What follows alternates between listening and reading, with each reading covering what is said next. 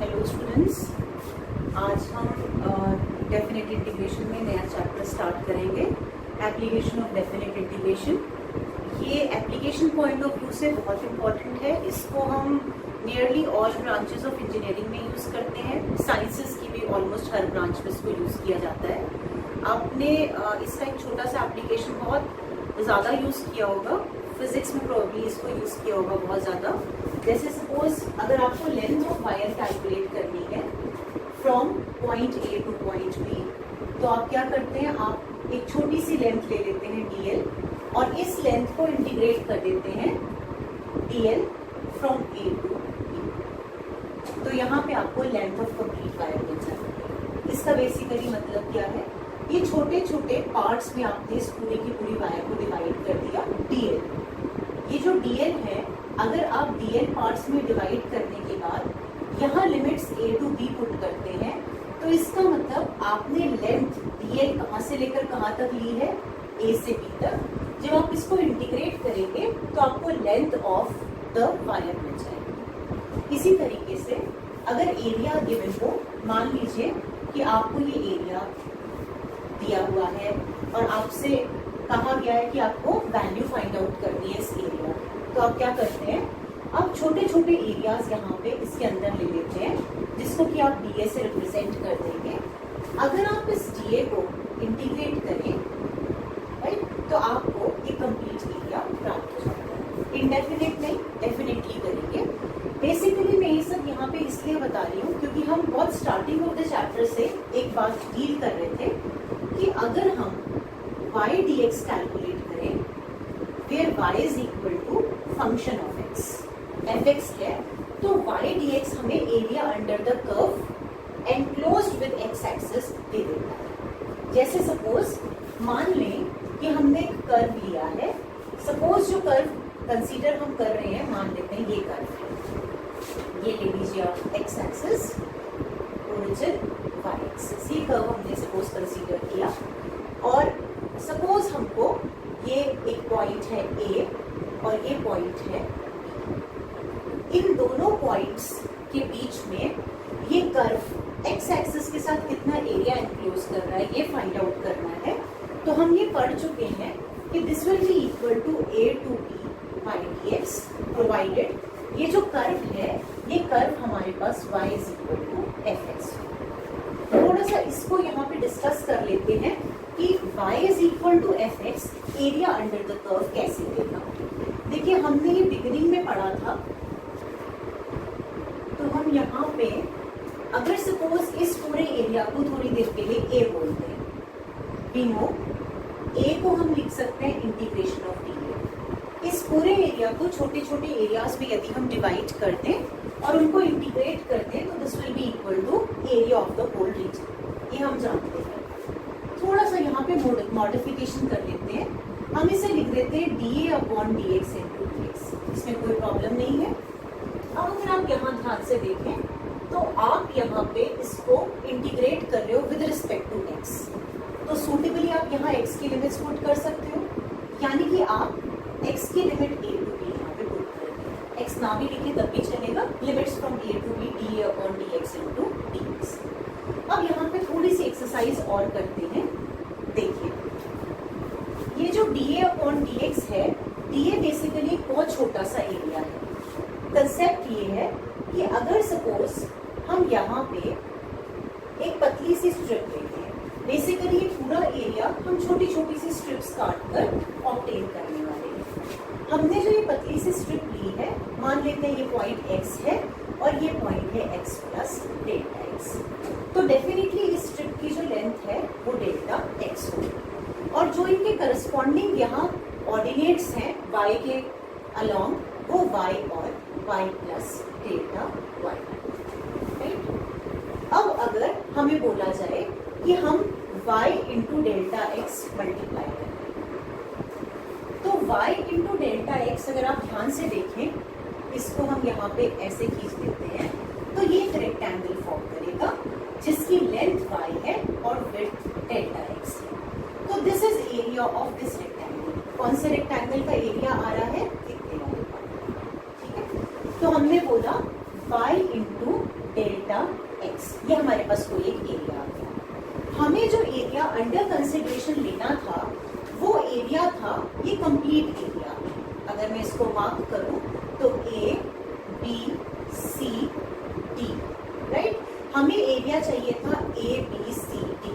हमने जो दो छोटी सी स्ट्रिप्स काटी थी हम उनका एरिया यहाँ पे कंसीडर करते हुए चलते थे। तो जो एरिया अंडर कंसिडरेशन था वो कितना था, मान लेते हैं कि इसको हम डेल्टा ए से डिनोट करते हैं, डेल्टा ए के बराबर, राइट।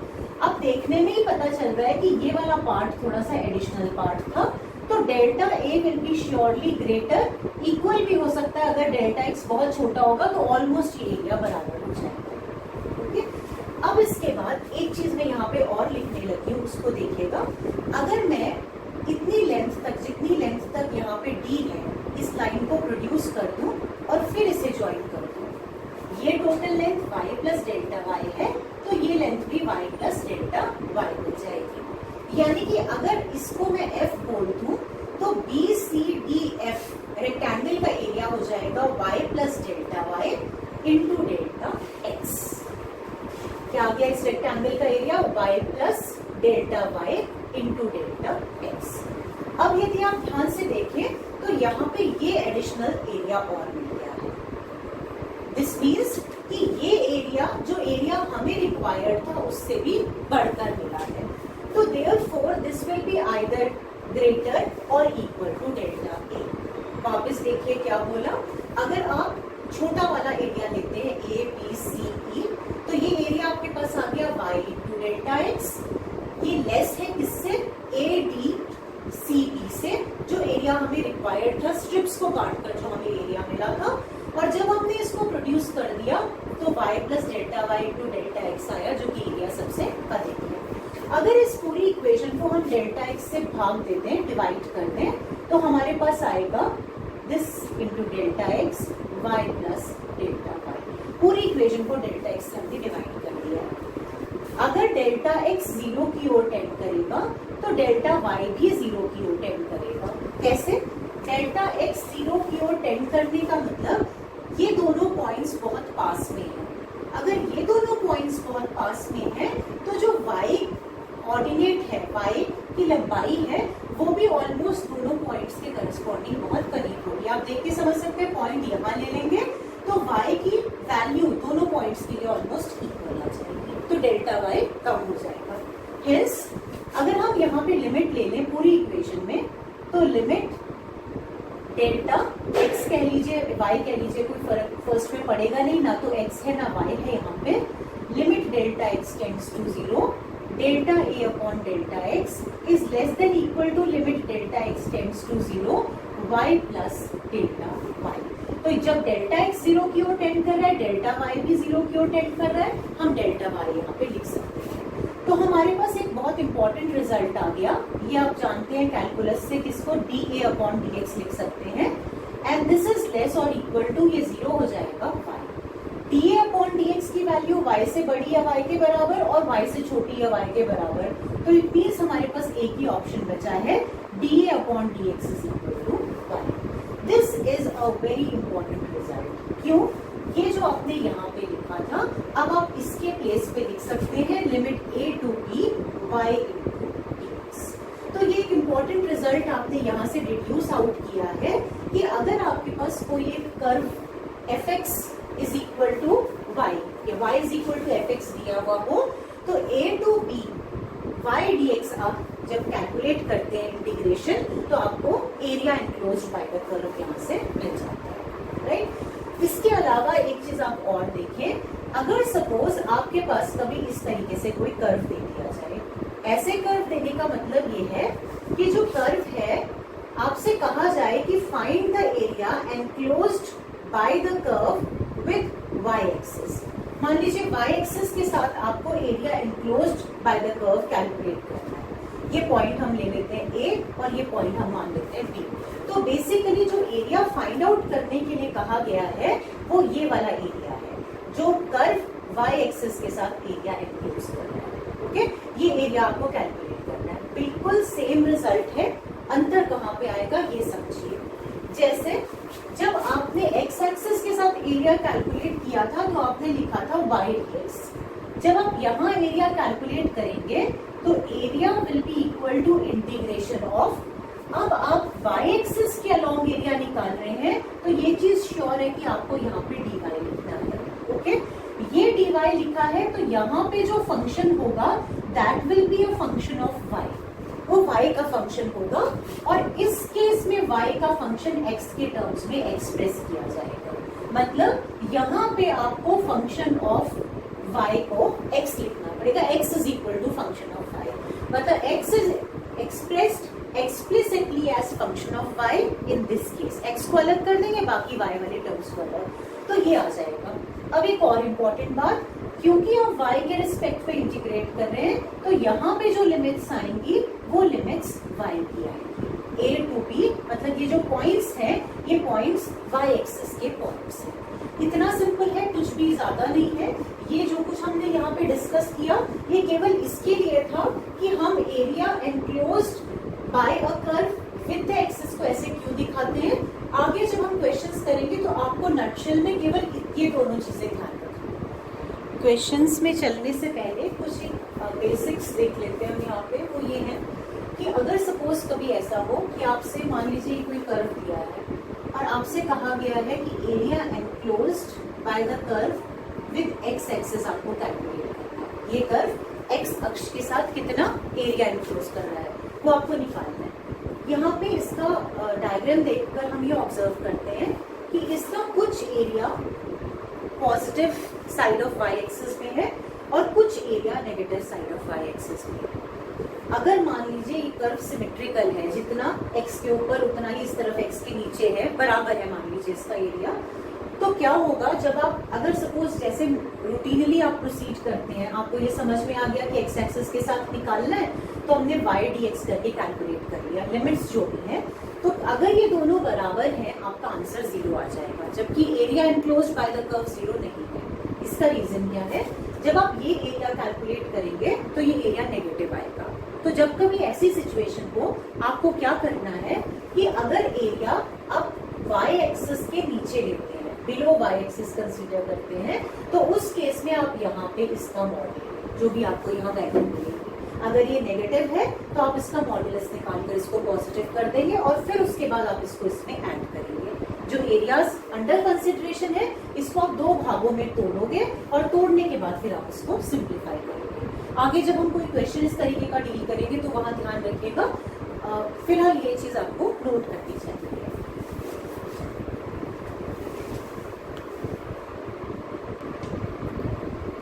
अब यहाँ हमारी कुछ पहले की पढ़ी हुई कोऑर्डिनेट ज्योमेट्री की नॉलेज बहुत काम आती है। उसमें कुछ चीज़ें जो इसी बार हमने स्टार्टिंग के चैप्टर्स में पढ़ी है उनको देख लेते हैं। सबसे पहले है equation of straight line.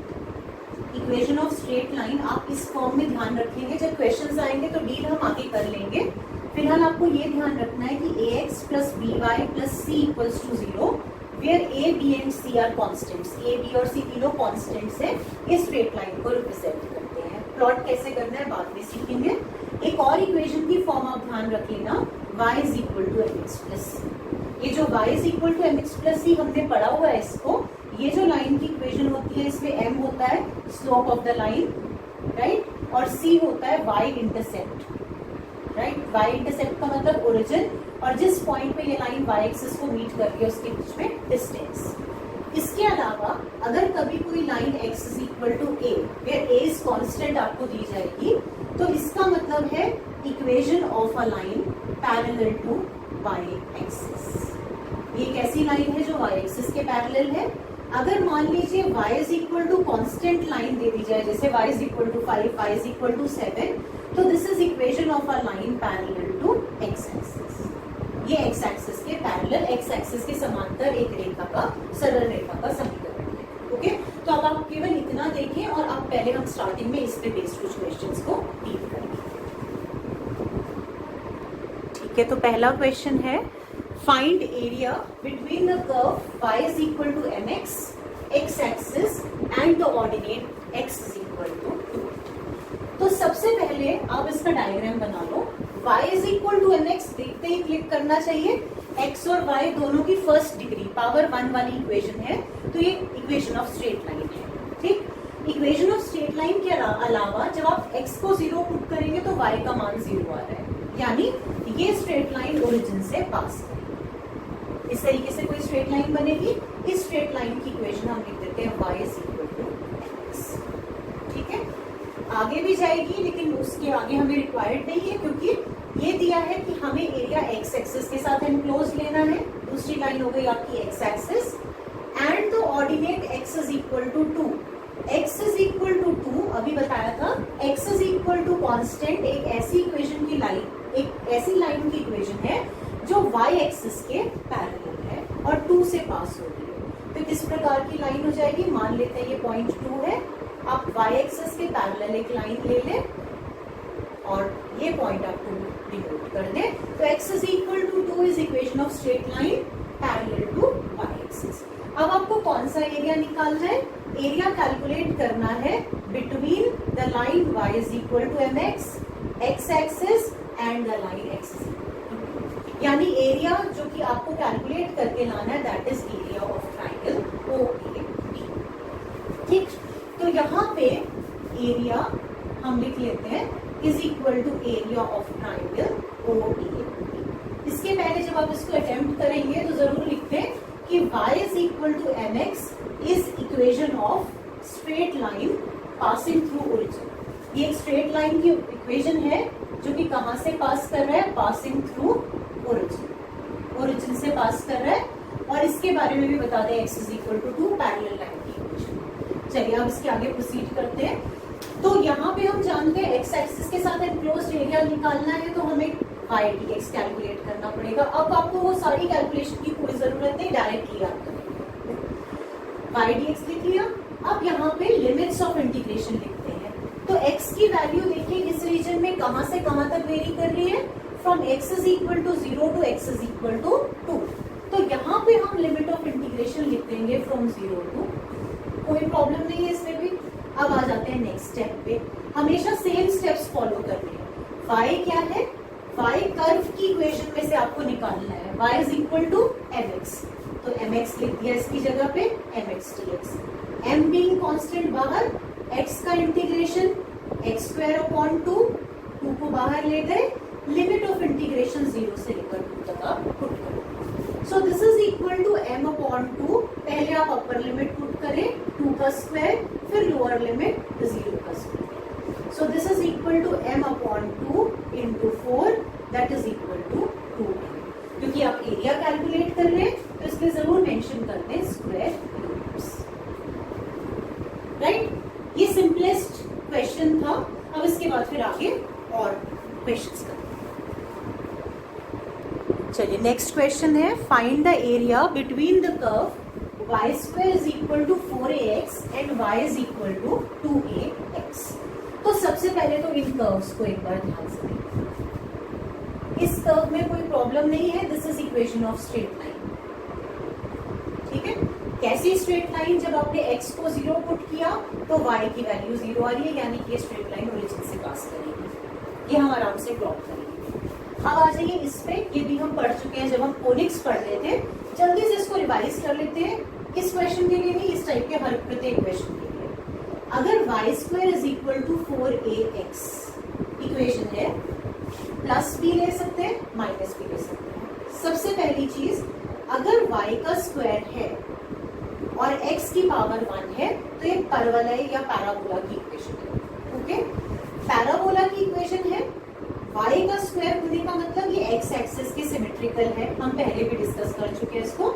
x axis के सिमेट्रिकल होने का मतलब या तो ये ऐसे बन सकती है या फिर ये इसके लेफ्ट साइड में बन सकती है। अगर पॉजिटिव है तो राइट हैंडेड पैराबोला होगा ऐसे, अगर नेगेटिव है तो लेफ्ट हैंडेड पैराबोला होगा, वो बनेगा राइट। अगर इक्वेशन है x square is equal to 4ay, अब यहाँ पे देखो ये श्योर हो गया, ये इक्वेशन किसकी है, पैराबोला की। पैराबोला की इक्वेशन है, इट इज ओके। x का स्क्वायर मतलब सिमेट्रिकल टू y एक्सिस। अगर पॉजिटिव है तो y एक्सिस की पॉजिटिव दिशा में बनेगा, यानी x। और अगर ये नेगेटिव है तो नेगेटिव होने का मतलब ये y एक्सिस की नेगेटिव दिशा में बनेगा। बहुत सिंपल। ये इक्वेशन किसकी है? इसकी इक्वेशन क्या होगी? y square is equal to 4ax, right handed parabola. y square is equal to minus 4ax, left handed parabola. x square is equal to 4ay, upward parabola, and x square is equal to minus 4ay, downward parabola. ठीक, तो ये चीज आप यहाँ पे आगे से ध्यान रखेंगे। जो जो रिक्वायर्ड होगा बाकी डिटेल्स हम फिर इसकी बाद में स्टडी करते हैं। ठीक, तो यहाँ ये क्लियर है कि ये जो कर्व है ये पैराबोला है। ओके, कौन सा पैराबोला है ये? y square means symmetrical to x axis. तो यहाँ x एक्सिस ड्रॉ कर लो, यहाँ y axis symmetrical to x axis का मतलब ये पैराबोला हमने ऐसे। ओके, इक्वेशन लिख देते हैं। y square is equal to 4ax, y is equal to 2ax, straight line की इक्वेशन जो कि ओरिजिन से पास कर रही है, तो आप यहाँ पे स्ट्रेट लाइन की, ठीक है, ये इक्वेशन आपके पास आ गई। y is equal to 2ax। अब हमें कौन सा एरिया निकालना है? Area enclosed between the two curves, इन दोनों कर्व्स के बीच का एरिया। यानी कि जो एरिया हमें यहाँ कैलकुलेट करना है वो ये एरिया है। अगर इसको ए बोलते हैं,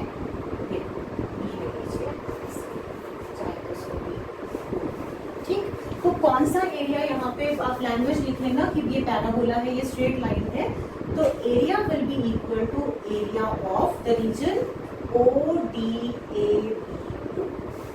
यहाँ पॉइंट से मतलब नहीं होता है इसका, ये ऐसी पाथ दिखाने के लिए हम D और T मार्क कर देते हैं। ठीक, तो अब जब हम इसे कैलकुलेट करेंगे, आप इसके स्टेप्स बहुत ध्यान से देख लेना, ये सारे क्वेश्चंस में एक से। सबसे पहले आप निकालते हैं इनका पॉइंट ऑफ इंटरसेक्शन।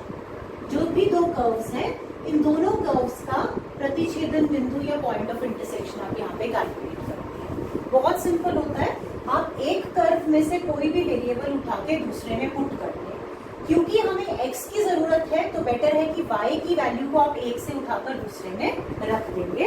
आपके पास एक इक्वेशन थी y is equal to 2ax, तो put y is equal to 2ax in the equation y square is equal to 4ax।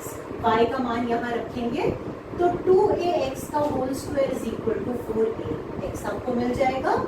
4a square x square is equal to 4ax, a cancel, आपके पास आ गया 4x into ax minus 1 is equal to 0।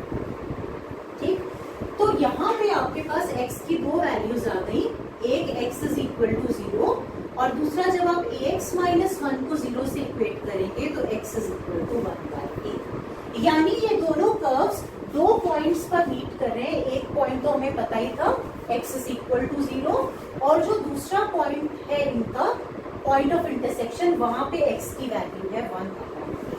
तो हर question में आप सबसे पहला काम यही करेंगे। अब इसके बाद आइए एरिया कैलकुलेट करेंगे। सेकंड, जब आप एरिया कैलकुलेट करेंगे तो अब एरिया किस तरीके से निकाला जाएगा? देखिए, यहाँ पे आपको दो पार्ट्स में प्रोसीड करना पड़ेगा। पहला, हम एरिया कैलकुलेट कर लेंगे जो कि ये पैराबोला बना रहा है, एनक्लोज कर रहा है विद द एक्स एक्सिस।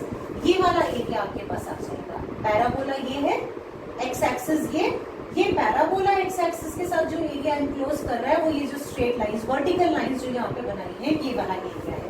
इस पॉइंट को यदि मैं C कह दूं, C नहीं लिया अभी, C कह दूं, तो ये एरिया हम यहाँ पे पहले कैलकुलेट करके लेकर आएंगे। ओके, तो area will be actually equal to area of the region. देखिए इस रीजन का एरिया क्या है? OCABO। यहां से शुरू किया OCABO, ये रीजन का area minus area of the region. अगर हम इसमें से जो ये लाइन एरिया एनक्लोज कर रही है एक्स एक्सिस के साथ, ये एरिया घटा दें, ये वाला एरिया इसमें से सब्ट्रैक्ट कर दें, तो क्या होगा? ये लाइन के द्वारा एनक्लोज एरिया आपने गायब कर दिया। इस पूरे के पूरे एरिया में से आपको इन दोनों कर्व्स के बीच का एरिया प्राप्त हो जाएगा। ठीक है, तो कौन सा एरिया यहाँ पे हमने गायब करना है? Area of the region OCABO। OCABO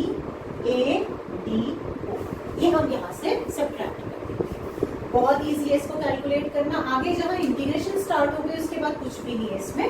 देखिए इस रीजन का एरिया क्या आएगा। अब आप बाकी सब कुछ भूल जाओ, पैराबोला इसके साथ जो एरिया एनक्लोज कर रहा है वो कैसे निकलेगा, इंटीग्रेशन y dx। y का मतलब यहाँ पे क्या होगा, y का मीनिंग है पैराबोला की इक्वेशन में से आपने y की वैल्यू निकाल कर लेकर आनी है। ओके, तो y1 कह देते हैं इसको।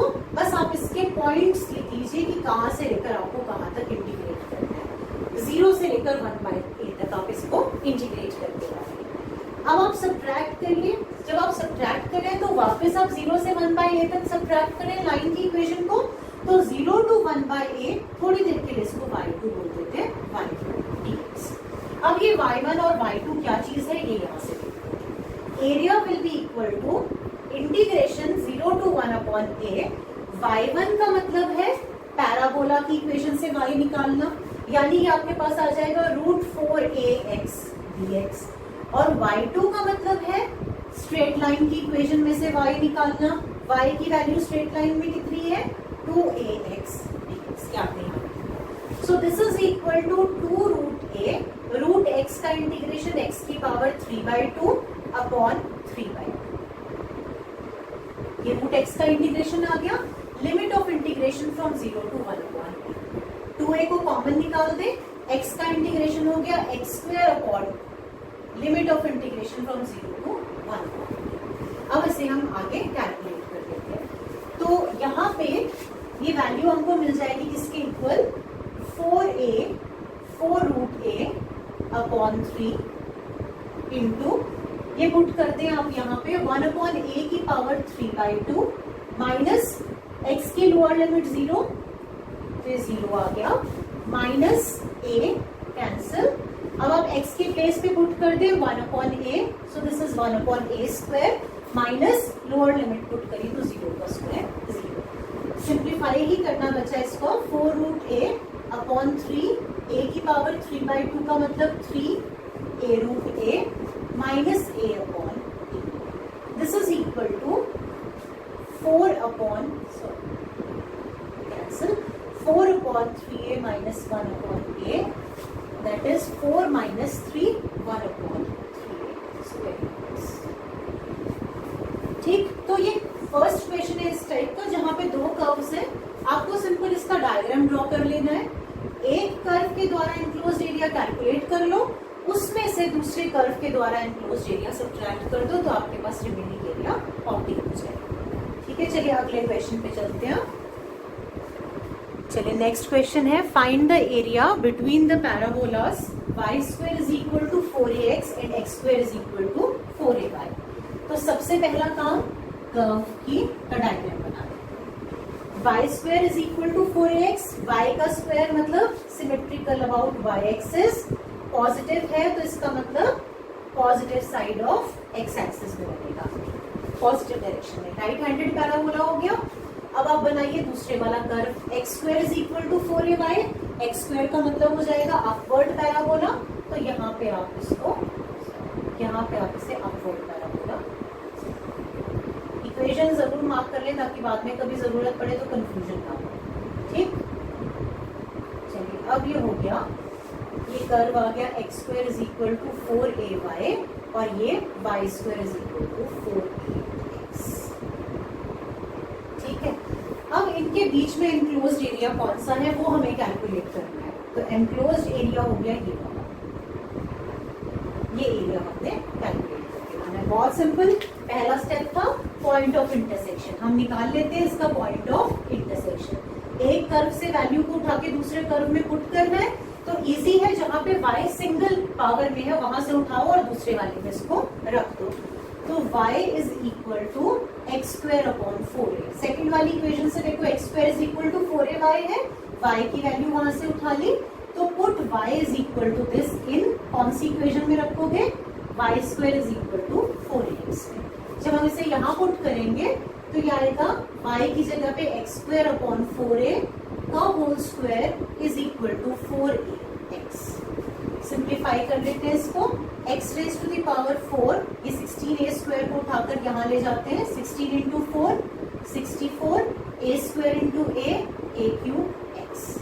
कभी भी इसको डायरेक्टली नहीं काटा जाता है। अगर पावर 4 है 20, इसके 4 तो आप यहाँ पे सबको एक साथ ले आए, x की power 4 minus 64 a cube x is equal to 0, x को कॉमन लेके x cube minus 64 a cube is equal to 0, x की एक वैल्यू 0 बाहर कर देते हैं, यहाँ से हमें मिल गया x cube is equal to 64 a cube, जिसे कि आप लिख सकते हो 4a का whole cube, 4 4s are 16, 4s are 64, तो आपके पास x की वैल्यू आ जाएगी यहाँ से 4।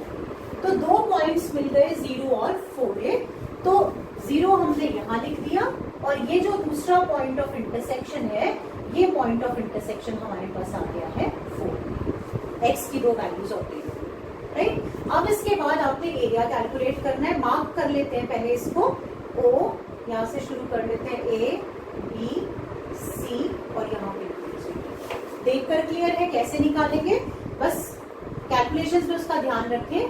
पहले आपको कौन से पैराबोला को इंटीग्रेट करना है, जो बाहर दिख रहा है, राइट, इसको इंटीग्रेट कर लेते हैं, ये वाले पैराबोला को। तो जब हम एरिया कैलकुलेट करेंगे, area will be equal to area of कौन सा रीजन, बाहर वाला पैराबोला, मतलब O A B C O, O A B C O, इस पैराबोला का एरिया निकालेंगे जो ये एनक्लोज कर रहा है एक्सिस के साथ, माइनस एरिया ऑफ, अब कौन सा एरिया आपको निकालना पड़ेगा, जिसे आप घटाएंगे तब आपको वैल्यू मिलेगी, वर्टिकल लाइंस खींच देते हैं। अब उसके बाद आप ये जो नीचे वाला ये पैराबोला है, ये पैराबोला, ये कितना एरिया एनक्लोज कर रहा है एक्स एक्सिस के साथ, उसको सब्ट्रैक्ट करते हैं, तो this is area of O D B C O, इसे लिख लेते हैं O D B C, right, इसे सब्ट्रैक्ट करते हैं। चलिए अब पहले वाले इस पे आते हैं, इंटीग्रेशन हम जानते हैं, हमने लिखना ही लिखना है। लिमिट्स ऑफ इंटीग्रेशन दोनों केसेस में हमारी 0 to 4a है, हमने लिख दी। पहले की तरह यहाँ पे y1 dx लिख लो, बाद में डिस्कस करेंगे क्या है। यहाँ पे सेकेंड वाले पैराबोला को भी इन्हीं दोनों पॉइंट्स के बीच में इंटीग्रेट करना है, 0 to 4a लिख दो और y2 dx आप यहाँ पे, क्योंकि x एक्सिस के साथ एनक्लोज्ड है, इसलिए हम 0 to 4a यहाँ पे लिख पाएंगे। इतना पार्ट में थोड़ी देर के लिए इसका हटा देती हूँ, यहाँ कैलकुलेशन करेंगे, राइट। अब इसके बाद this will be equal to 0 to 4a, पहले कौन सा कर्व इंटीग्रेट करना है आपने, ये वाला, ये कर्व कौन सा है, y² is equal to 4ax, तो y की वैल्यू यहाँ पे आ गई root of 4ax dx minus 0 to 4a। फिर कौन सा कर्व इंटीग्रेट करना है, ये वाला कर्व, ओके। इस कर्व की इक्वेशन है x² is equal to 4ay, तो y की वैल्यू x² अपॉन 4a आ जाएगी, y is equal to x² upon 4a into dx। चलिए अब इसको कैलकुलेट कर लेते हैं। रूट 4a का मतलब 2 रूट a, x की पावर हाफ का इंटीग्रेशन x की power 3/2 upon 3/2, limits from 0 to 4। यहाँ कैलकुलेट करेंगे, कांस्टेंट बाहर कर दो, x² का integration x³/3, limit of integration put कर देते हैं from 0 to 4। So this is equal to 4/3 into root a, पहले की तरह यहाँ लिमिट पुट करी, अपर लिमिट 4a की whole power 3/2, lower limit put करी तो 0, माइनस इस 3 को भी उठाकर बाहर ले आते हैं, 1/12a, अपर लिमिट पुट करेंगे तो 4a का होल क्यूब माइनस 0 का क्यूब इज 0। अब इसे कैलकुलेट करके देखते हैं, 4/3, ये 4 की पावर 3/2 है, तो थोड़ी देर के लिए 4 को 2 का स्क्वायर सॉल्व हो जाएगा। डायरेक्टली सॉल्व कर पाओ तो अच्छा, अदरवाइज ऐसे लिखते थे, a की पावर हाफ और a की पावर 3/2 मिलकर आ जाएगा हाफ प्लस 3/2, पावर्स ऐड हो जाएंगी, 0 खत्म, minus 1/12a into 4 into 4 into 4 64a। अब इसको कैलकुलेशन आप कंप्लीट कर ले, इसमें आपके पास आ जाएगी वैल्यू 4/3, ये दोनों cancel, into 2 cube which is equal to 8, a की power 1/2 plus 3/2 is 4/2, that is 2, minus ये कैंसिल हो जाएगा यहाँ पे कितने times, 4 into 3 and 4 into 16, 16/3, So 32/3 minus 16/3 is 16/3 a square right.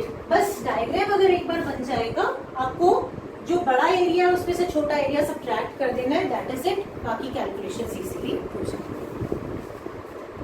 चलिए नेक्स्ट क्वेश्चन है, आपको एरिया निकालना है परवलय या parabola y square is equal to 4ax और इसके लेटेस्ट रेक्टम या नाभिलंब के बीच में। ठीक, नाभिलंब याद ही होगा वैसे आपको, लेकिन फिर भी रिवाइज कर लेते हैं, एक बार देख लेते हैं।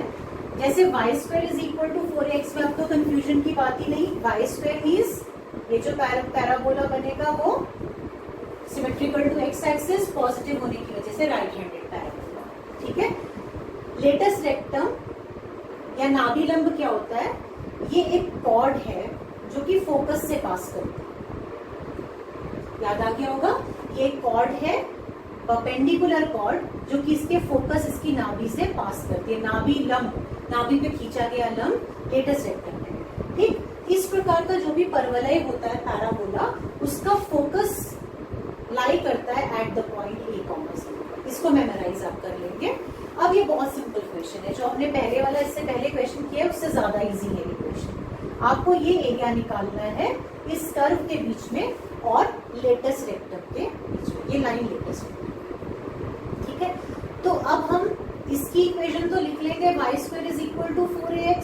What about latus rectum? Latus rectum क्योंकि किसके परपेंडिकुलर है, x एक्सिस के, तो इसका मतलब लेटेस्ट रेक्टम y एक्सिस के पैरेलल है।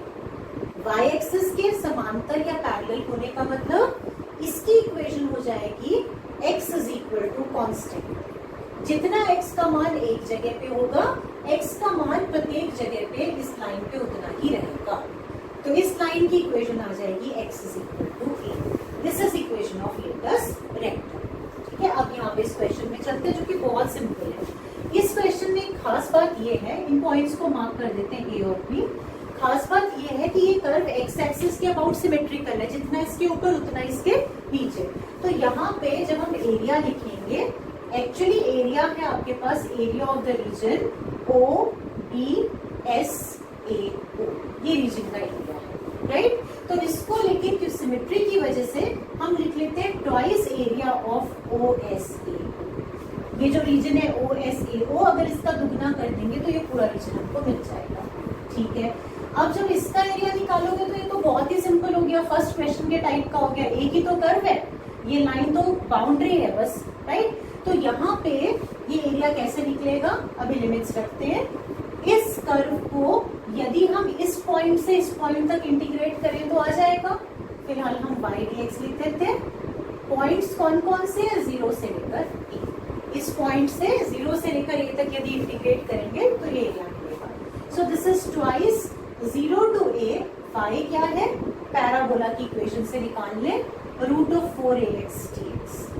So this is 2 into 2 root a। Root 4a को बाहर निकाल दिया, x की पावर हाफ को इंटीग्रेट करा तो x की पावर 3/2 अपॉन 3/2 ये मिल जाएगा।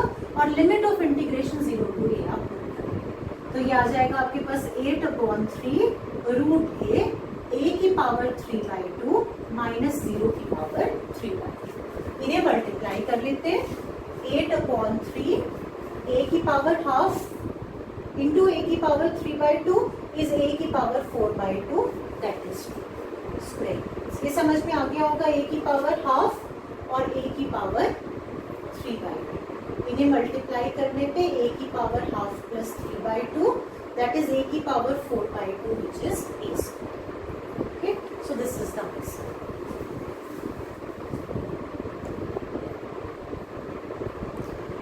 तो नेक्स्ट क्वेश्चन है, find the area enclosed by the curve x square upon a square plus y square upon b square is equal to 1।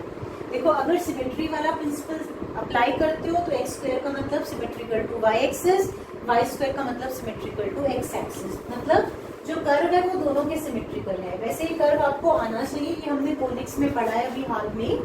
तो ये इक्वेशन है एलिप्स, दीर्घवृत्त की इक्वेशन है ये। एलिप्स यहाँ से आपका स्टार्ट कर ले। एलिप्स यहाँ पे जो एक्सिस है, एक्सिस के लिए कुछ भी नहीं दिया है, मेजर एक्सिस कौन सी है, माइनर एक्सिस कौन सी है, आप इसमें कोई किसी भी तरीके से कह तो ये हो गया इसका सेंटर, ये पॉइंट्स ले लेते हैं ए डैश, ये है बी और ये हो गया बी डैश, वाई एक्सिस।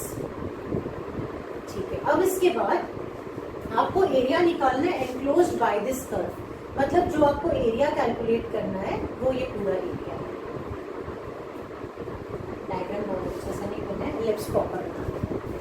ठीक, तो इसका एरिया कैलकुलेट करने के लिए बहुत, अगर आप ध्यान से देखें तो ये जो कर्व है ये सिमेट्रिकल है, एक्स एक्सिस और वाई एक्सिस दोनों के अबाउट। यानी अगर हम केवल इतने पार्ट का एरिया निकाल लें और इसको 4 से मल्टीप्लाई कर दें, 4 टाइम्स कर दें, तो हमें इस पूरे के पूरे एलिप्स का एरिया मिल जाएगा।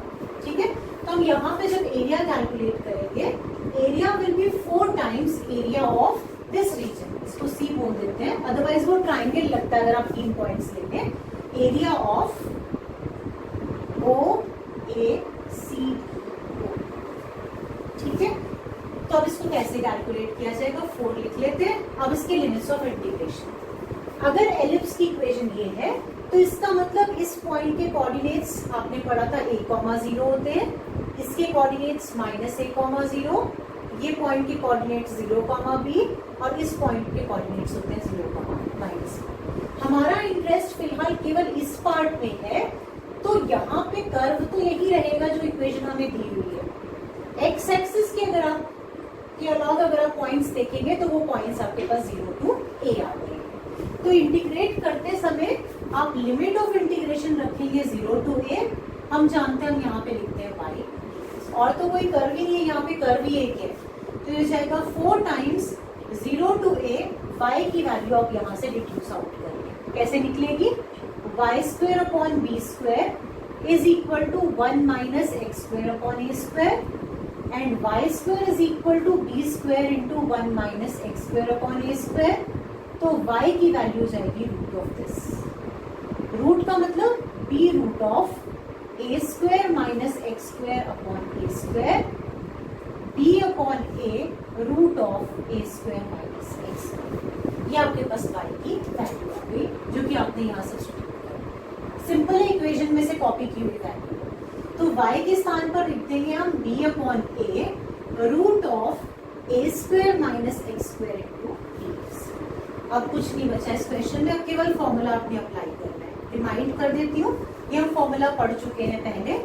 Integration of root of a² minus x² dx is equal to x/2 root of a² minus x² plus a²/2 sine inverse x upon a। ये हम यहाँ पे पुट करेंगे, तो जब आप इसे लिखेंगे x/2 root of a² minus x² plus a²/2 sine inverse x upon a, ये वैल्यू आ गई। लिमिट सब सब्स्टिट्यूट कर दें फ्रॉम 0 to, तो ये मिल जाएगा 4b अपॉन a। अब ध्यान से देखो, सबसे पहले यहाँ a पुट करोगे तो ये आ जाएगा a/2 root of a² minus a² that is 0। ठीक है, यहाँ a पुट करोगे तो आएगा a²/2 sine inverse a upon a, x की जगह पे पुट करोगे माइनस, अब x की जगह 0 पुट करोगे तो पूरा टर्म 0 हो जाएगा 0, फिर x की जगह यहाँ 0 पुट करोगे तो ये टर्म भी 0 हो जाएगा, because sine inverse 0 is 0। So this is equal to 4b upon a, ये खत्म, ये खत्म, ये आपके पास आ गया a²/2 साइन इनवर्स 1। साइन की वैल्यू 1 कब होती है, π/2। ये लिख दिया आंसर, तो हमारे पास आ जाएगा π a।